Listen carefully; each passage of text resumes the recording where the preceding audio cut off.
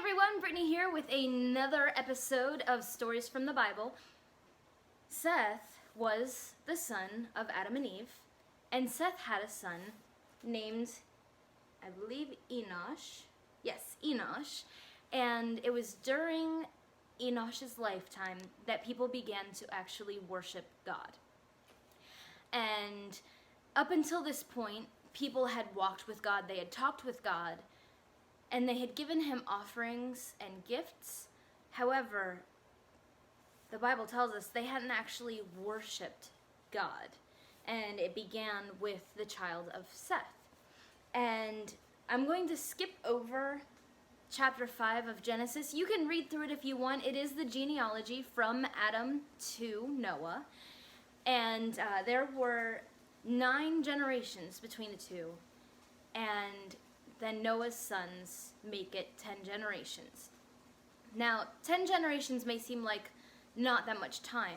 However, if you read through this, it tells us that at that point, when Noah was living, when he was 500 years old, crazy, but when he was 500 years old, the world was so full of corruption and brokenness that God regretted ever creating men to walk the earth. And so he decided it was time to start over again, wipe the slate blank. However, he did have his man, Noah, who was a righteous man who loved God and followed all of his rules and decrees. And so God decided to save Noah and his wife and their 3 sons and their 3 sons' wives. And God chose, I'm gonna paraphrase this story, because if we were to go through every single detail, this video would be like 30 minutes long at the very least. So I apologize. If you want to read the whole story, please do. I encourage you to always read the stories that I tell you. But it's going to be Genesis chapter 6, chapter 7, and chapter 8, and chapter 9. All right? So the story here is, like I said, God wanted to wipe people from the earth. And so he told Noah to build an ark, a giant boat. He gave him all of the specifications for the boat itself and told him that they were the only ones, he and his family were the only ones who would be allowed on the boat with the animals, because God didn't want to wipe out all of the animals too. And so if you know anything about the Bible stories that were told as kids, he led the animals on 2 by 2. Now, it wasn't just a male and female of every single type of animal. If you read the text, you're going to see that God actually told him to bring along far more than that, partially because they needed food, and it was the animals that would feed the other animals as well as the humans who were on board this boat. So that, to me, is kind of an important thing. However, everybody saw what Noah was doing. Nobody understood.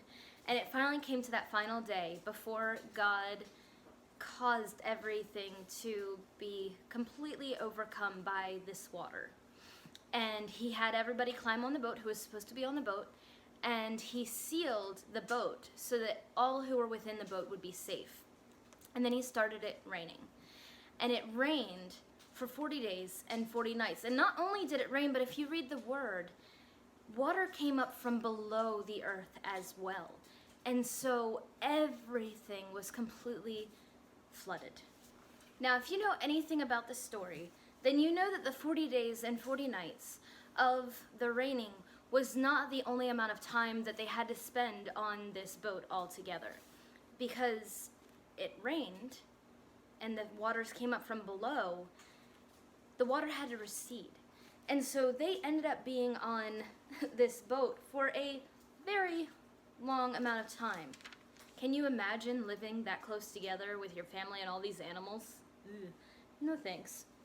So anyway, yes, they were on the boat, and it tells us at the end of chapter 7 that the waters covered the earth for 150 days. Now I'm going to read from the Bible here on chapter 8. But God remembered Noah and all the animals in the boat. He sent a wind to blow across the waters, and the floods began to disappear.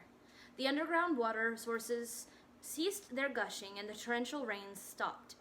So the flood gradually began to recede. After 150 days, exactly 5 months from the time the flood began, the boat came to rest on the mountains of, I'm not even going to pretend I know how to pronounce that, but Ararat. 2.5 months later, as the waters continued to go down, other mountain peaks began to appear. After another 40 days, Noah opened the window he had made in the boat and released a raven that flew back and forth until the earth was dry. Then he sent out a dove to see if it could find dry ground, but the dove found no place to land because the water was still too high. So it returned to the boat, and Noah held out his hand and drew the dove back inside. 7 days later, Noah released the dove again. This time, toward evening, the bird returned to him with a fresh olive leaf in its beak. Noah now knew that the water was almost gone. A week later, he released the dove again, and this time it did not come back. So, once they were able to return to land, Noah built an altar to the Lord to worship him. And as the story continues in chapter 9, you might have heard this before about the rainbow. But I love this story because God has given us such a symbol of his covenant. Yes, God was upset with how the earth had gone, how things had occurred, and he chose to destroy what he had created up to that point. But when you read his word, he makes a vow that he will never again ruin the earth fully through water. And so he placed a rainbow in the sky so that when we see that rainbow, we remember God's promise. And not only do we remember that one promise, but we remember that God's promises last forever and last through all things.